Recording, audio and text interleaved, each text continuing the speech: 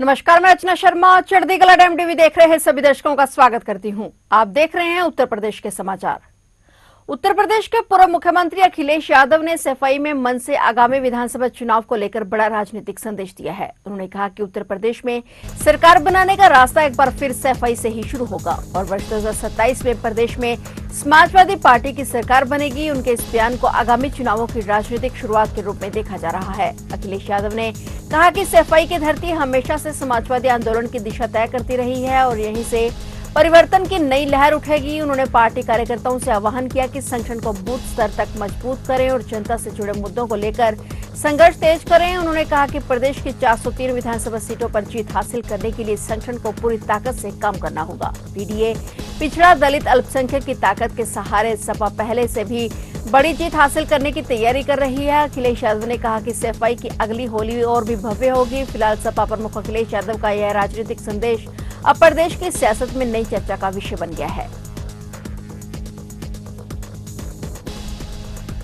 उत्तर प्रदेश के हाथरस जिले के सिकंदरा माउर कोतवाली क्षेत्र के हुरमतगंज स्थित राइनो वाली मस्जिद के पास उस वक्त अफरा तफरी मच गई जब नमाज से ठीक पहले एक युवक ने अवैध हथियार से सरेरात 2 राउंड फायरिंग कर दी और करीब 2 बजे हुई इस घटना से पूरे इलाके में हड़कंप मच गया। लोग अपनी जान बचाने के लिए इधर उधर भागने लगे। यह पूरी वारदात पास में ही लगे एक सीसीटीवी कैमरे में कैद हो गई। मिली जानकारी के मुताबिक सिकंदरा राउ कोतवाली क्षेत्र के मोहल्ला हुरमतगंज राइनो वाली मस्जिद के पास अवैध हथियार से फायरिंग करने वाला शख्स स्थानीय निवासी है, जो कि पूर्व में नगर पालिका में चपरासी के पद पर तैनात था, लेकिन वर्तमान में उसे सेवा से बर्खास्त किया जा चुका है। प्रत्यक्षदर्शियों ने बताया कि युवक ने तमंचे में कारतूस लोडकर जानबूझकर 2 बार फायर किए। हालांकि राहत की बात यह रही कि इस घटना में कोई हताहत नहीं हुआ। बताया जा रहा है कि युवक ने कथित तौर पर केवल हथियार की जांच करने से के उद्देश्य से ही शौकिया अंदाज में यह फायरिंग की थी, लेकिन धार्मिक स्थल के समीप इस तरह की हरकत से स्थानीय लोगों में गहरा रोष व्याप्त है। मामले की गंभीरता को देखते हुए पुलिस ने तत्काल कार्रवाई करते हुए आरोपी युवक को हिरासत में ले लिया है। आरोपी को गिरफ्तार कर जेल भेजा जा रहा है।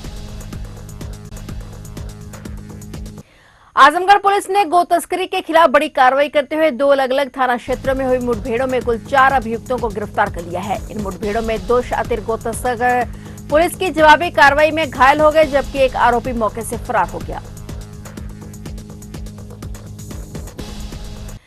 कानपुर में बोगस फॉर्म में बनाकर 6 महीने में 250 करोड़ रुपए की जीएसटी की इनपुट टैक्स क्रेडिट लेने वाले गिरोह का पर्दाफाश कर पुलिस ने 12वीं पास 2 आरोपितों अमरदीप और कपिल को गिरफ्तार किया है। इनकी पंजीकृत कराई 38 बोगस फर्मों का पता चला है। बोगस फर्में बनाने के लिए गिरोह जरूरतमंदों को ऋण दिलाने के नाम पर जाल में फंसाते थे और उनसे आधार, पैन जैसे जरूरी दस्तावेज ले लेते थे और फर्जीवाड़े का पता तब चला जब एक अन्य युवक अनुराग ऋण न मिलने पर बैंक जा पहुंचा और बैंक से उसे अपने नाम, खाते और फर्म का पता चला तो पुलिस में शिकायत की गई। दोनों सिर्फ 12वीं पास हैं और उन्नाव के रहने वाले हैं। दोनों ने अनुराग से कहा कि बैंक से ऋण स्वीकृत कराने के नाम पर आधार कार्ड, पैन कार्ड ले लिया है और इनका इस्तेमाल कर रुद्र एंटरप्राइजेस के नाम से फर्म पंजीकरण कराकर यस बैंक में अनुराग की खाता खुलवा दिया और जब अनुराग ने लोन की जानकारी के लिए बैंक से संपर्क किया तो उसके नाम पर पंजीकृत फर्म में पार्वती एंटरप्राइजेस से 60 लाख के लेन देन का पता चला। पुलिस आयुक्त ने इस गिरोह का हवाला नेटवर्क होने की भी बात कही है। पुलिस जीएसटी विभाग से जानकारी कर आगे की छानबीन कर रही है और अभी कई अन्य गिरफ्तारियां संभावित हैं, जिसके बाद असली खेल का पता चल सकेगा।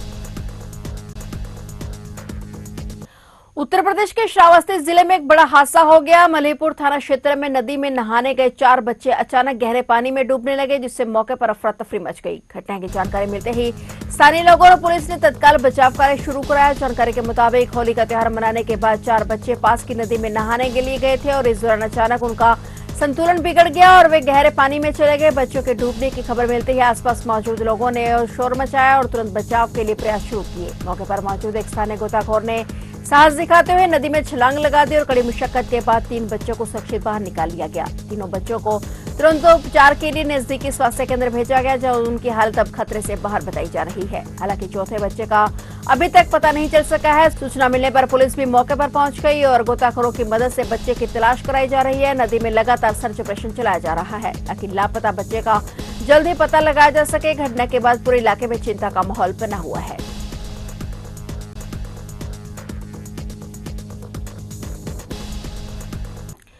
उत्तर प्रदेश के एटा जिले में उस वक्त मातम पसर गया जब पारिवारिक विवाद के चलते छोटे भाई ने बड़े भाई की गोली मारकर हत्या कर दी। घटना के बाद गांव में सन्नाटा पसरा है। पुलिस आरोपी की तलाश में जुटी है। जानकारी के मुताबिक कस्तूरपुरा गांव निवासी पंडित उमेश चंद्र पांडे के 3 बेटे हैं। सबसे बड़े बेटे 45 वर्षीय राहुल की हत्या उसके सबसे छोटे भाई विपुल उर्फ ऋषु पांडे ने की। बताया जा रहा है कि दोनों भाइयों के बीच काफी समय से पारिवारिक कलह चल रही थी, जिसका परिणाम भयानक वारदात में बदल गया। छोटे भाई विपुल ने आवेश में आकर बड़े भाई राहुल को गोली मार दी, जिससे उसकी मौके पर ही मौत हो गई। घटना की सूचना मिलते ही स्थानीय थाना प्रभारी नीतीश ठाकुर और क्षेत्राधिकारी राजेश कुमार दलबल के साथ मौके पर पहुंचे। पुलिस अधिकारियों ने घटनास्थल का बारीकी से निरीक्षण किया और मृतक राहुल के शव को कब्जे में लेकर पंचनामा भरने की कार्रवाई पूरी की। इसके बाद शव को पोस्टमार्टम के लिए मुख्यालय भेज दिया गया है। सनसनीखेज हत्या के बाद पूरे गांव में शोक और सदमे की लहर दौड़ गई है। पुलिस घटना के कारणों की गहन जांच कर रही है।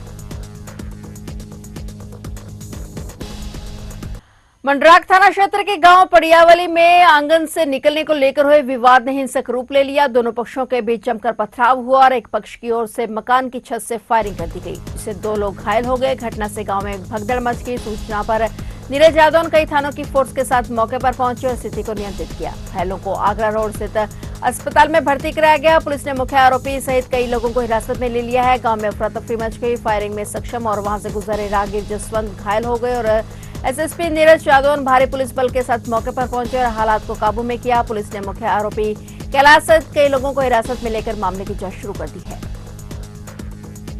उत्तर प्रदेश के मुरादाबाद के मझौला क्षेत्र में सोनकपुर ओवरब्रिज के पास पति पत्नी के शव मिलने से सनसनी फैल गई। जांच में सामने आया कि पति विनोद उर्फ विकी ने पहले पत्नी ममता की हत्या की और फिर खुद को चाकू मारकर आत्महत्या कर ली। दोनों सिविल लाइन थाना इलाके के नया गांव के रहने वाले थे और करीब 9 साल पहले उनकी शादी हुई थी। पुलिस के अनुसार विनोद ने पत्नी को मायके ले जाने की बात कहकर मोटरसाइकिल पर बिठाया और रास्ते में ही उसकी हत्या कर दी। इसके बाद खुद को भी चाकू से घायल कर लिया। दोनों के शरीर पर चाकू से वार के निशान पाए गए हैं और एक के गले पर और एक के पेट पर चाकू के घाव मिले हैं। ममता के भाई राजकुमार ने बताया कि विनोद उर्फ विकी बच्चा नहीं होने का ताना देता था और ममता को बहुत परेशान करता था। पुलिस मामले की जांच कर रही है और दोनों के शवों को पोस्टमार्टम के लिए भेज दिया गया है। तो आप देख रहे थे उत्तर प्रदेश के समाचार और नए समाचारों के साथ फिर से हाजिर होंगे। तब तक के लिए देखते रहिए चढ़ती कला टाइम टीवी और मुझे दीजिए इजाजत। धन्यवाद।